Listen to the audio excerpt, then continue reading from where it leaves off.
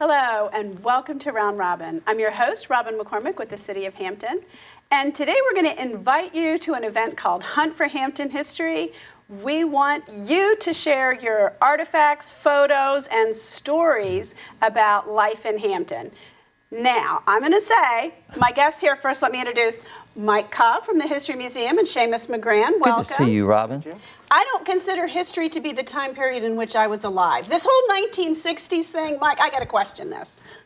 That's how you define it. History seems to be not your time, it's either in the past. It should be older than I am. Robin, you realize you're getting older when you go into a museum and you see the toys you played with on exhibit, that sort of thing. That's one of the milestones in life.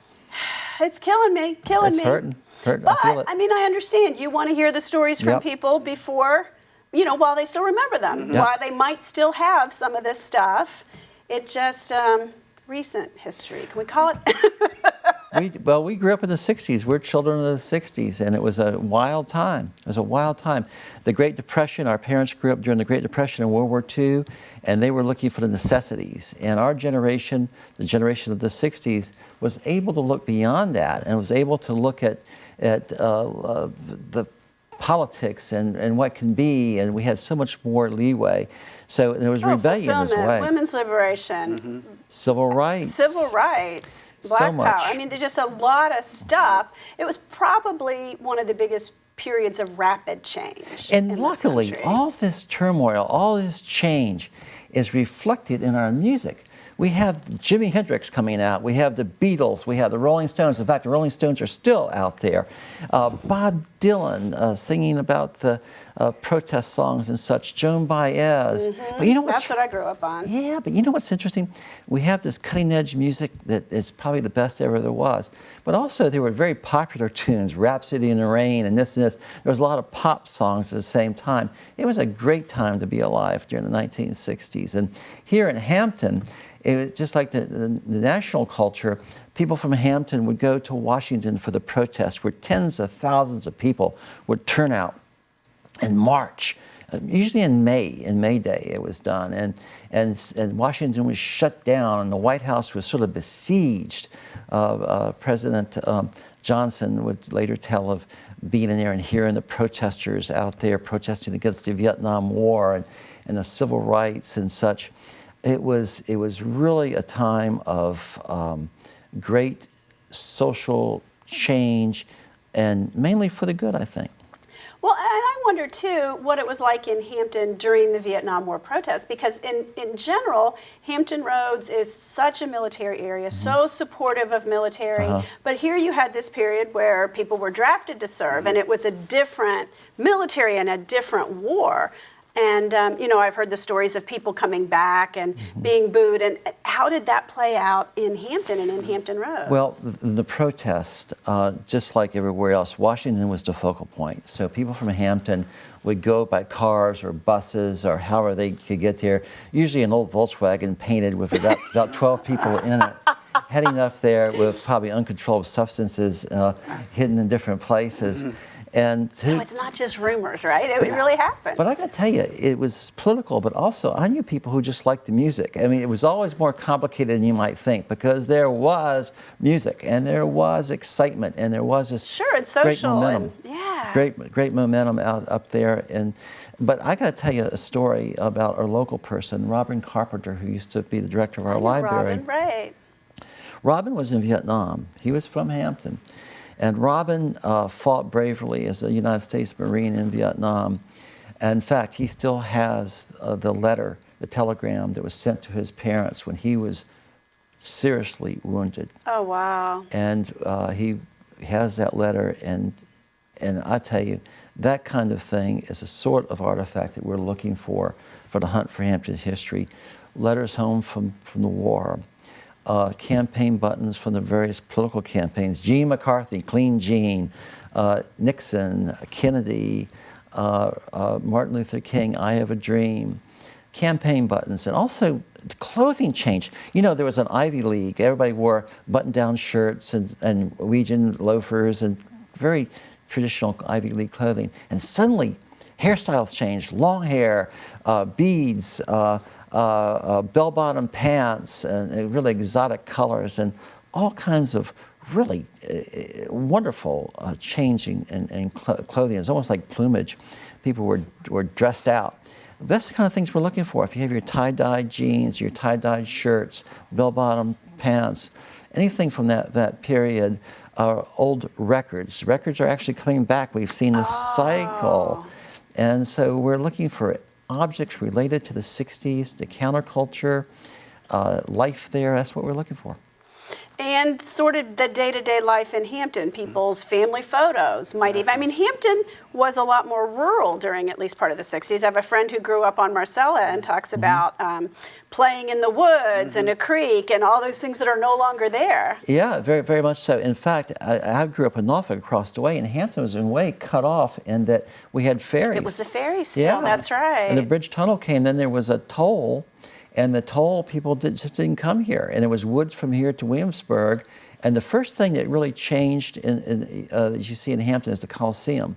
When the Coliseum came, the whole place began to change. And you had the great 60s groups come through here, and the 70s groups too, from Elvis to the Stones to whoever. But Hampton was isolated in many ways. But it was still, as all communities were, part of the counterculture. You had a sit-in here during the civil rights movement at one of the local stores. And that spread pretty quickly. I mean, it was not as divisive, but it was momentous. And it was a huge, huge change for this area. It was. It was very much so. And that was just part of the culture.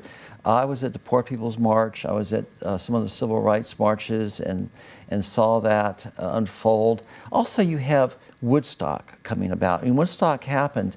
I had a chance to go there. I didn't do it, unfortunately. But I got to tell you, there were so many of those type of things coming. So when it rose up out of the mist, you didn't know what it was. It was just another one. But it turned out to be this tremendous event. So you want to hear from people. What happened? So tell us, Seamus, about the event, when it is, and how it unfolds. Well, it's Saturday, March 12th. It's from 10 a.m. to 4 p.m. And what we're going to have is there's going to be a lot of community displays that have been put together by various groups. I mean, you can see the history of, Fox Hill, Buckrow, Aberdeen Fox Hill Gardens. would have been much more rural back then. I forget about that. Yeah, well, and that's some of the things we really want to talk about is how different some of these areas were. And then again, with that development that subsequently took place, I mean, we want people to think about the ephemera that they might have in their scrapbooks or whatever that they hung on to, maybe when their house was built during that period and they have the plans or something about the development. There was a great boom in shopping centers and what have you at that time. So there's lots of material related to that would be great for our collection.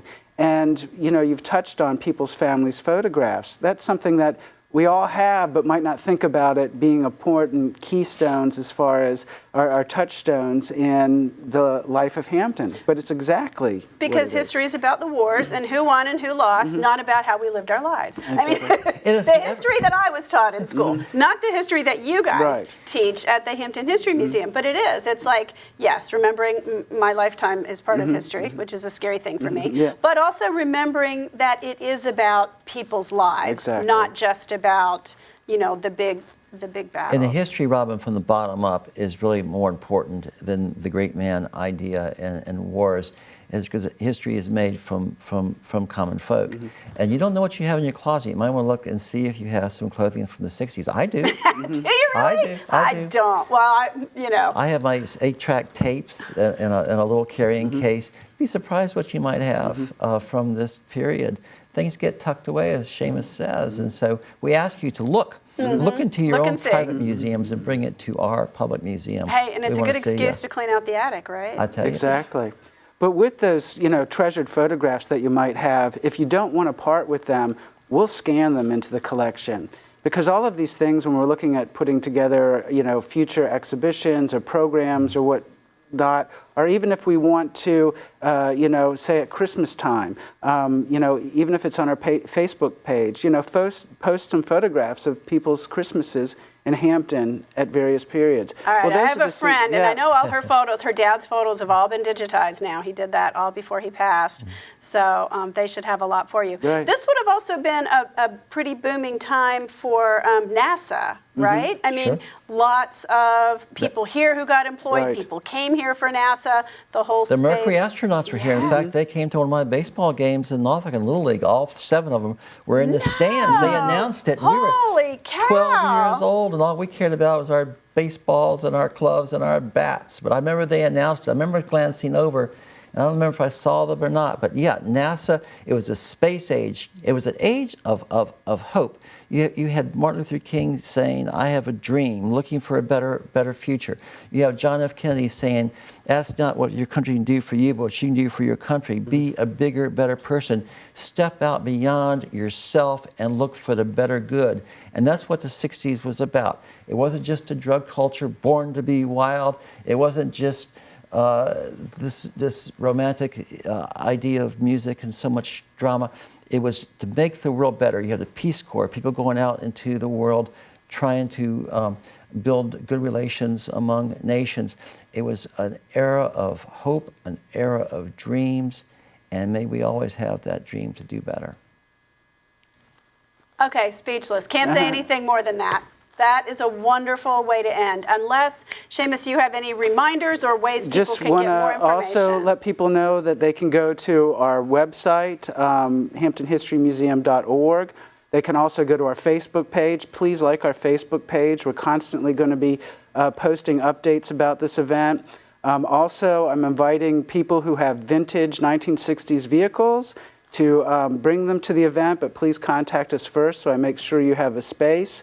Also, we are going to be having some musicians from the period. I'd like to hear from some more people who played around in the clubs and venues around here. That sounds fun. You got Vaughn. Yeah, well, Vaughn actually is one of the people that I've been talking with, and also I'm hoping that people might want to share an original song that they wrote reflecting the period, or their favorite song, whether it's Dylan or Phil Oakes or one of those people, or the Rolling Stones or any of those other groups. But also we would like to hear from people who, not just for their belongings, but also their memories. And as you pointed out, people's memories are fading quickly. Yeah, and particularly in the 60s, they might be a little foggy on some of the details. Just a wee bit foggy. But, again, when you're looking through your stuff, if you see something and you think, well, this might not seem important, but if it's something that really tells us something about the decade, life here in Hampton, we'd really like to see it. And if people can't make it to the event on the 12th, we really would like to hear from them anyhow and make an appointment or come into the museum. Let us scan your photographs, see these belongings. But lest I forget that it's not just about oldsters like ourselves we're talking to. We really it's a family event, and we're going to have lots of cool activities for families to engage their kids in understanding the decade a little bit more. And we're going to have a scavenger hunt looking for things from the 1960s within the museum, where you can win prizes like Hot Wheels cars or Troll dolls. So I think it's really going to be one of those cool, nostalgic opportunities for a lot of people. But then, I've been visiting with collectors, looking at some of the items they have that they're going to be displaying at the event. And I mean, a remote control from the 1960s is bigger than our smartphones by many times, with these huge, gigantic buttons that, make huge clicking sounds. And I think to a lot of kids, that's just going to be, a wild thing to see. And then some of the appliances and things like that are a rotary telephone, if you've never seen one of those. My kids loved the first time they saw one of those. Didn't comprehend it at all. So I think, there's going to be a lot of opportunities for parents and grandparents to just talk about everyday life during that period that might not come up anymore. And it might not just be about the popular culture or ephemera or material culture, but get into some of the deeper subjects like desegregation or, the Vietnam War. Things that maybe just don't come up in conversation, and give people an opportunity to broach these different subjects with their kids, as well as hear some of our speakers that we're going to be having that'll be presenting their oral histories throughout the day that I think will help pique people's interests about their own lives, but will tell us, well, for instance, we're going to have Sandy the Clown, Keeper of the Crypt, a lot of these local Hampton icons from television at that time that'll be talking about what they were doing and really the early days of television right here in Hampton. And Robin, when we have people come in and tell their story, be it Vietnam, be it a waterman, that's when the museum works its best. Mm-hmm. Well, and I'm going to say, you know, people should reconnect with a high school friend, a college friend, somebody that went through that time period with them, because while one person's memories might not be there, when you see a photo or a yearbook or reconnect with somebody, Exactly. it can spark a wonderful, wonderful telling of you know, their lives. And that's such a good experience when that happens. And you'd be surprised, it's breaking history. When people get together and those memories converge, it is exciting to be there. All right, so we're going to be there on Saturday. Tell me the date again. Saturday, March 12th, from 10 a.m. to 4 p.m. Stop in any time during that period. There's things going on throughout the day. I mean, you can spend the whole day there having fun with the 1960s, or just pop in, bring in some of your photographs and other items, whether it be, you know, T-shirts from Woodstock or whatever, and add them to our collection. Okay. Thank you. Thank you both for coming. Thank you. And thank you for watching. I hope to see you at the Hunt for Hampton History.